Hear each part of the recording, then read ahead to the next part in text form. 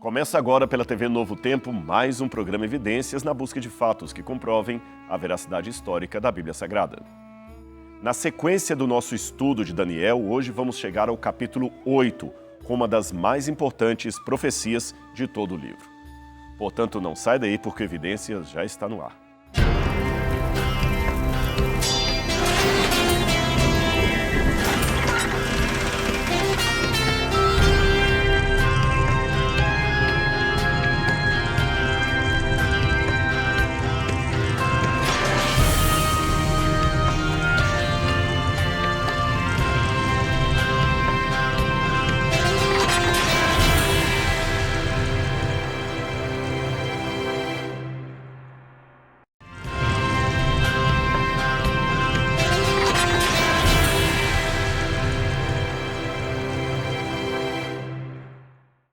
De volta com o programa Evidências, mas não posso começar o assunto de hoje sem primeiro oferecer um presente para você, da TV Novo Tempo e dos Anjos da Esperança. É o Guia de Estudos Evidências, que traz muitos assuntos sobre a existência de Deus, a veracidade da Bíblia e outros mais. E para adquirir em qualquer lugar do Brasil é simples. Você pode ligar para a gente aqui no horário comercial 0 Operadora 12 21 27 3121 ou mandar uma mensagem pelo WhatsApp 0 Operadora 12 98244 0077. Ou você também pode entrar na página do biblia.com.br ou ainda ativar aí o QR Code que está na sua tela. Está bem? Muito bem, meus queridos. Hoje, como eu avisei, nós vamos vamos estudar o capítulo 8 de Daniel. E a primeira coisa que nós devemos entender é que Daniel, capítulo 8, não aparece num vácuo. Ele vem depois de dois capítulos paralelos. Daniel, capítulo 2, que eu já falei com vocês, o sonho de Nabucodonosor, daquela estátua de vários metais, e Daniel, capítulo 7. Esses dois capítulos nos ajudam a estabelecer o pano de fundo para a interpretação correta de Daniel, capítulo 8. A ligação entre esses três capítulos é o princípio fundamental que nós temos para entender a profecia. É o princípio de amplificação entre eles. Isto aqui não é uma invenção adventista. Vários estudiosos de diferentes religiões também viram esse princípio. Aliás, não é de se admirar, porque ele é óbvio. Você quer ver? Daniel capítulo 2, por exemplo, fala de 4 impérios mundiais. Você se lembra? Vamos recapitular. A Babilônia, a Medopérsia, a Grécia e Roma. Você se lembra disso? O capítulo, porém, termina no futuro, no momento em que uma pedra, segundo Daniel 2:34, cortada sem auxílio de mãos humanas, esmaga todos os impérios mundiais daquela estátua, até que não fique nenhum vestígio deles. Isso está em Daniel capítulo 2, versículo 35. E então, a Bíblia diz o seguinte, que eu vou citar para você. O Deus do céu estabelecerá um reino que nunca será destruído. E o reino não será deixado a outro povo. Esmiuçará e consumirá todos estes reinos e permanecerá para sempre. Daniel 2:44. 2 pontos cruciais têm que nos chamar a atenção aqui em Daniel capítulo 2. Primeiro, depois da Grécia, apenas mais um reino aparece. O ferro que está nas pernas da estátua e prossegue nos dedos e nos pés da estátua, que são uma mistura de ferro com barro. Isso está em Daniel capítulo 2, verso 33. Assim, depois da Grécia, só aparecerá Roma, o último reino terrestre. Mesmo que Roma mude de forma, porque o ferro das pernas acaba se misturando com o barro ali nos pés da estátua, e assim permanece até o fim da profecia. Em segundo lugar, também eu quero chamar a atenção que nós percebemos que o capítulo 2 termina com o estabelecimento do reino eterno de Deus, aquele representado pela pedra que bate na estátua. Daniel capítulo 7 praticamente repete o mesmo oráculo profético. Eu mostrei isso em programas anteriores. Porém, ele o faz com outras imagens. Você se lembra? O leão com asas representa a Babilônia, nós temos o urso representando a Medopérsia, o leopardo representando a Grécia e aquele animal terrível e espantoso, Roma, que tem um prolongamento no chifre pequeno, que, como eu falei, é a continuação do Império Romano numa outra roupagem, fazendo guerra contra o povo de Deus e as verdades de Deus. Embora mais detalhes sejam dados, Daniel capítulo 7 cobre o mesmo terreno, ou o mesmo período que Daniel capítulo 2. 4 grandes impérios mundiais e, como consequência, o capítulo termina com Deus estabelecendo o seu reino eterno. Eu vou ler de novo outra passagem da Bíblia aqui e preste atenção aí, acompanhando esse versículo. Então o reino e o domínio e a grandeza dos reinos debaixo de todo o céu serão dados ao povo, aos santos do Altíssimo. O seu reino é um reino eterno e todos os domínios o servirão e lhe obedecerão. Daniel capítulo 7, versículo 27. Você percebeu esta comparação? Assim como Daniel capítulo 2, também Daniel capítulo 7, depois da Grécia, só surge mais um reino, o quarto animal com o seu chifre pequeno que sai diretamente desta besta fera. Depois você compara aí, Daniel capítulo 7, versículo 7, 8, versos 19 e verso 25 também. Aí a passagem ou o texto profético continua mostrando que este chifre faz parte daquela besta, daquele último animal. Agora, que grande poder surge depois da Grécia? Bom, até hoje nós sabemos que assim como o ferro e o barro de Daniel capítulo 2, estamos falando de Roma, que se estende num outro formato até o final dos tempos, quando Deus estabelecerá o seu reino eterno. Agora, o que é o reino eterno de Deus? Ora, a resposta óbvia, o reino dos céus. Roma, representada na primeira fase pagã, como sendo a besta, e depois na sua fase papal, como sendo o pequeno chifre que surge desta besta e permanece a partir dela, é o inimigo tácito das verdades de Deus. Assim como em Daniel capítulo 2, há também 2 pontos cruciais aqui em Daniel capítulo 7. Tome nota aí. Em primeiro lugar, depois da Grécia, surge apenas mais um reino mundano, o quarto animal, que é a Roma pagã, com o chifre pequeno, a Roma papal, ok? Em segundo lugar, o capítulo termina com o estabelecimento eterno do reino de Deus. Agora que estas coisas foram bem colocadas para você, eu já pavimentei a estrada para entendermos Daniel capítulo 8. Daniel capítulo 8 é uma profecia, preste atenção, paralela às profecias de Daniel capítulo 2 e capítulo 7, porém com alguns detalhes novos que não foram dados antes.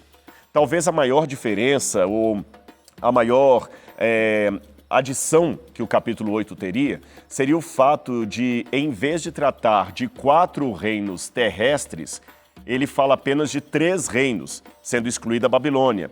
Então, considerando que o tempo da visão estava sob o reinado de Belsazar, como você vê em Daniel capítulo 8, verso 1, Babilônia logo se tornaria uma história passada. Portanto, a profecia se concentra no que estaria por vir a partir daquele momento. Então agora vamos conhecer o conteúdo da profecia, está bem?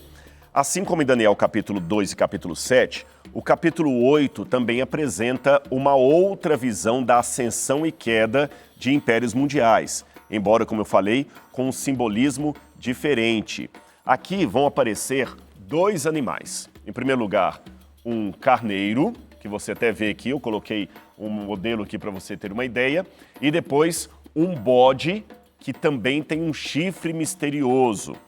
Vamos ler isso na Bíblia com muito cuidado, muita cautela e vá acompanhando aí. Se você tiver uma Bíblia, fica até melhor para você acompanhar a leitura disso. Se não tiver uma Bíblia, você pode ouvir atentamente a minha leitura e depois você acompanha ou confirma em alguma versão da Bíblia aí na sua casa, tá bem? Preste atenção, assim diz a Bíblia. No 3º ano do reinado do rei Belsazar, eu, Daniel, tive uma outra visão depois da primeira. Na minha primeira visão, eu me vi na cidadela de Suzã, na província do Eilão. Na visão que eu estava junto ao rio Ulai. Olhei para cima e eis diante de mim, junto ao canal, estava um carneiro. Seus 2 chifres eram compridos, um mais do que o outro. Mas o mais comprido cresceu depois do outro. Observei o carneiro enquanto ele avançava para o oeste, para o norte e para o sul. Nenhum animal conseguia resistir-lhe e ninguém podia livrar-se do seu poder. Ele fazia o que bem queria e foi ficando cada vez maior. Enquanto eu estava considerando isso, de repente um bode, com um chifre enorme entre os olhos, veio do oeste, percorrendo toda a extensão da terra sem encostar no chão. Ele veio na direção do carneiro de 2 chifres que tinha visto ao lado do canal e avançou contra ele com grande fúria. Eu o vi atacar furiosamente o carneiro, atingi-lo e quebrar os seus 2 chifres. O carneiro não teve forças para resistir-lhe. O bode o derrubou no chão e o pisoteou, e ninguém foi capaz de livrar o carneiro do seu poder. O bode tornou-se muito grande, mas no auge da sua força, o seu grande chifre foi quebrado, e em seu lugar cresceram 4 chifres enormes, na direção dos 4 ventos da terra. Daniel capítulo 8, versículos 1 a 8. Este simbolismo todo do carneiro e do bode que estão em lutas está diretamente relacionado ao santuário de Deus. Neste caso, os simbolismos de um carneiro e de um bode foram usados talvez devido à sua relação com o antigo ritual do santuário, no chamado Dia da Expiação ou Dia do Perdão, uma ocasião de juízo para o antigo povo de Israel. Carneiros e bodes eram usados como ofertas sacrificiais no serviço do santuário.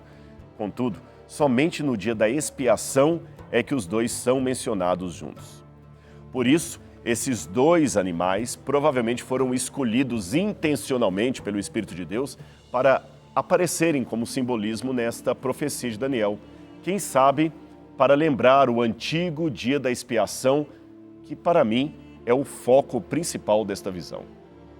Talvez alguém que esteja nos assistindo nunca ouviu falar do santuário, dos sacrifícios e do dia da expiação. Então seria interessante uma explicação mais detalhada antes de continuar com a visão de Daniel capítulo 8. Então vamos lá. Logo após a entrada do pecado no mundo, Adão e os patriarcas que vieram depois dele construíram altares e ofereceram sacrifícios a Deus.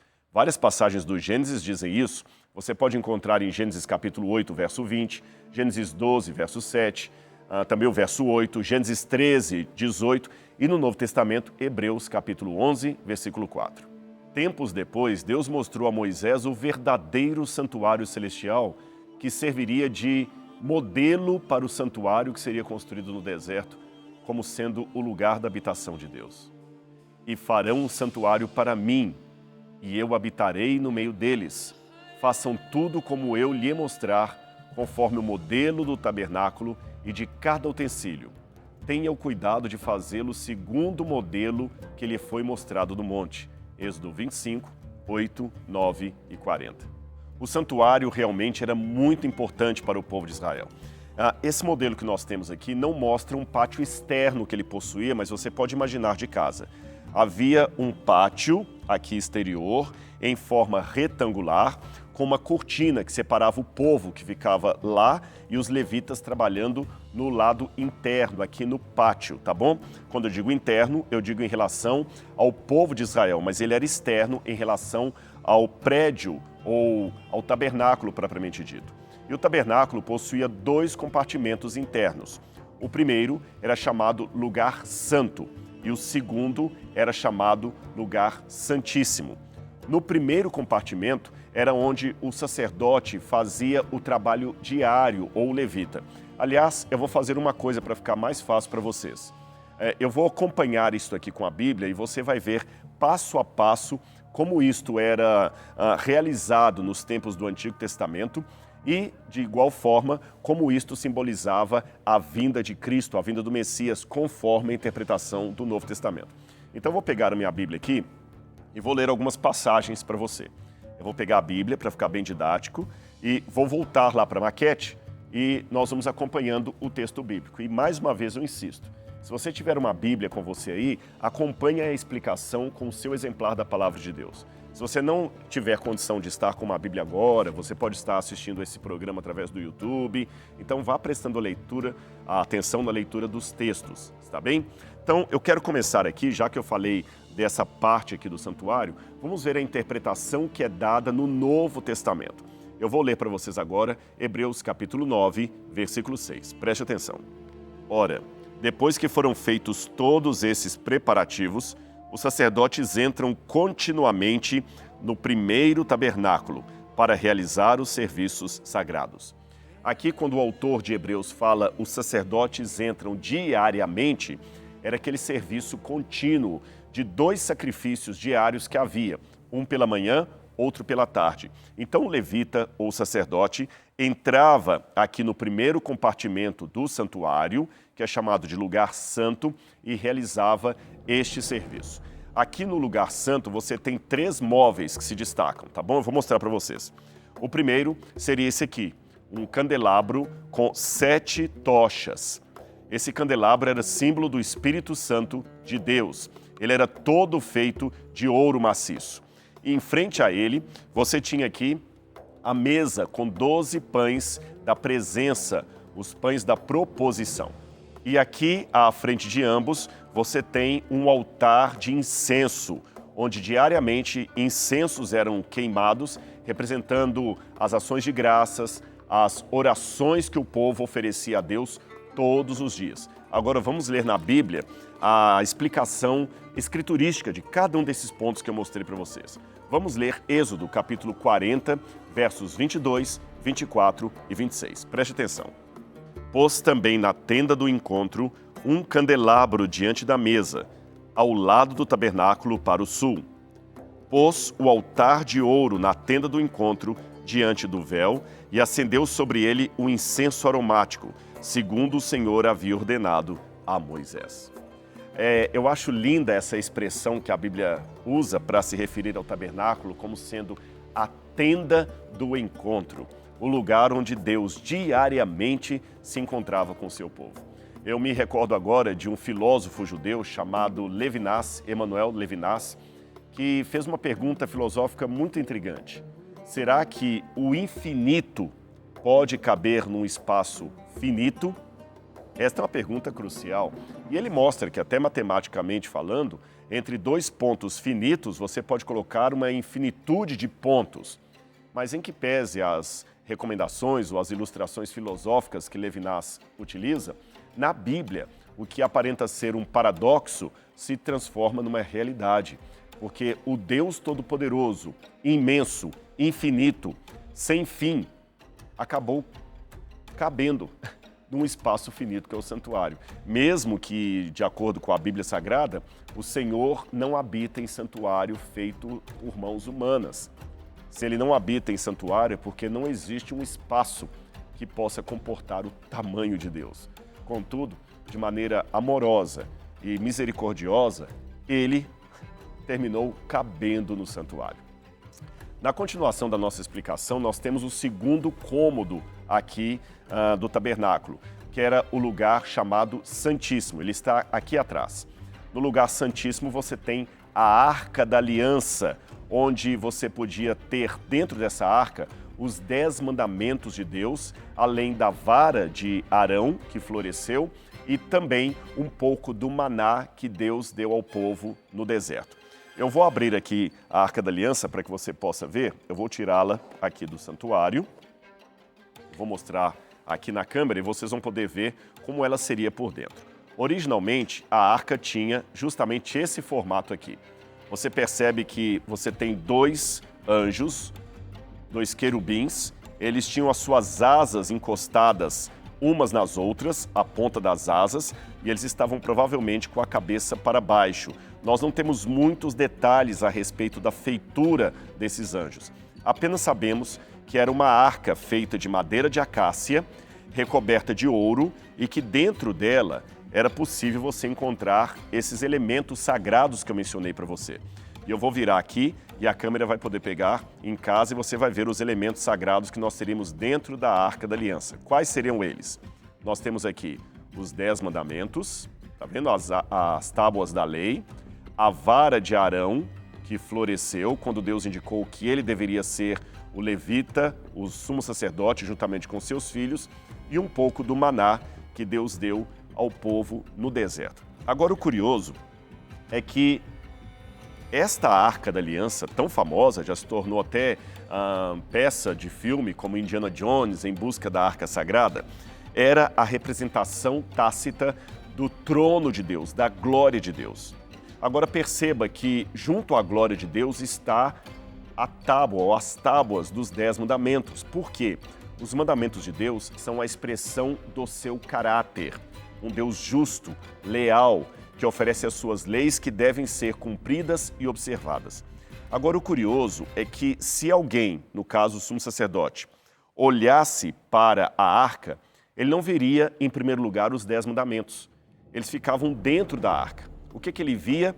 Ele via a tampa do propiciatório, essa parte de cima que você pode ver aqui. Esta parte aqui, essa tampa que cobre o santuário, era chamada de propiciatório. Agora, em hebraico, a palavra para propiciatório é a palavra kippur, que significa cobrir, perdão. Olha que lição teológica maravilhosa. Quando alguém olha para os mandamentos de Deus, a primeira coisa que ele vê não são os mandamentos, mas sim o perdão de Deus. Isto é maravilhoso. Agora eu quero ler outra passagem com vocês, alusiva a o que acontecia no dia em que o sumo sacerdote chegava até o lugar santíssimo. Preste atenção nessa leitura da Bíblia. Mas no segundo compartimento, o sumo sacerdote entra sozinho, uma vez por ano, não sem sangue, que oferece por si e pelos pecados de ignorância do povo. Hebreus 9, verso 7. A explicação de Hebreus me mostra como e quando esse segundo compartimento do santuário era visitado. Apenas uma vez por ano e pelo sumo sacerdote. Isto acontecia no chamado dia da expiação ou o dia do perdão, que era no 10º dia do 7º mês do ano. Então, como eu falei, nesse compartimento você tinha a Arca da Aliança, recoberta de ouro, e dentro dela a tábua dos 10 mandamentos. Eu já mostrei isso para vocês, já expliquei. Vamos ver agora a explicação desses detalhes que eu falei em Êxodo, capítulo 40, versos 20 e 21. Preste atenção. Pegou o testemunho e o pôs na arca, e passou os cabos na arca, e pôs o propiciatório em cima da arca. Introduziu a arca no tabernáculo, pendurou o véu do cortinado e com ele cobriu a arca do testemunho, segundo o Senhor havia ordenado. Êxodo 40, 20 e 21.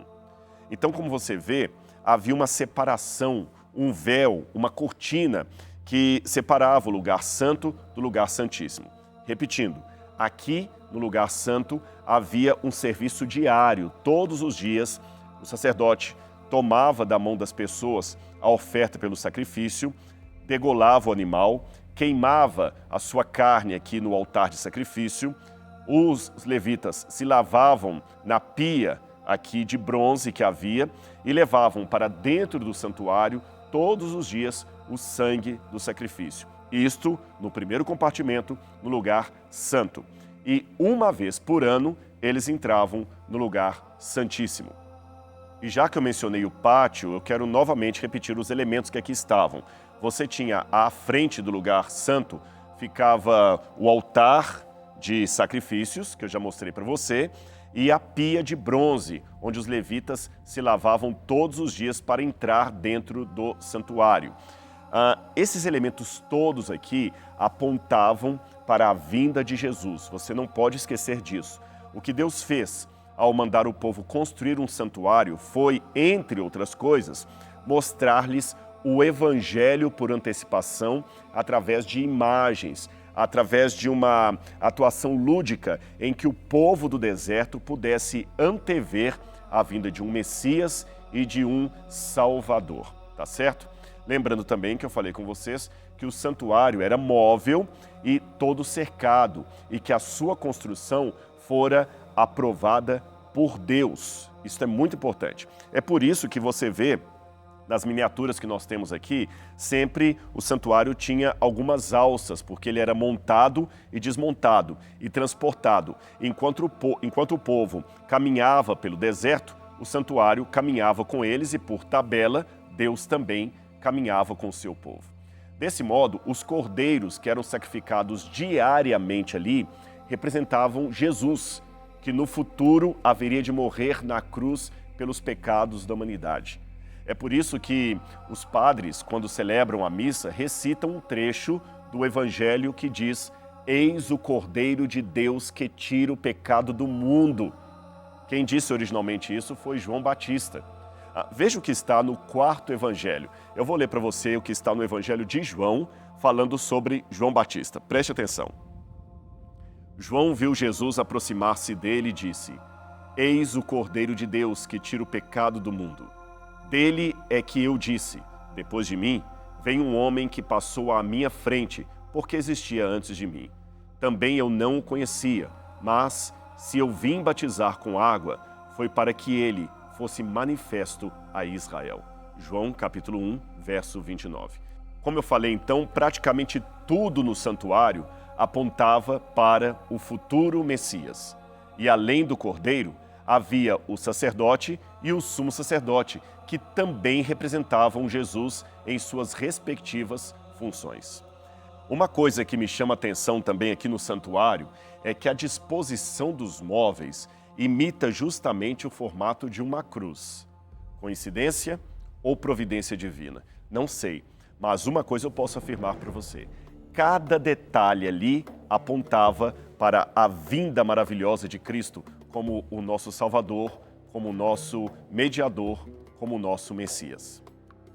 É curioso que a Bíblia fala que havia um véu separando o lugar santo do lugar santíssimo, de modo que as pessoas não tinham livre acesso assim até o compartimento interno, onde ficava a Arca da Aliança, símbolo da presença de Deus.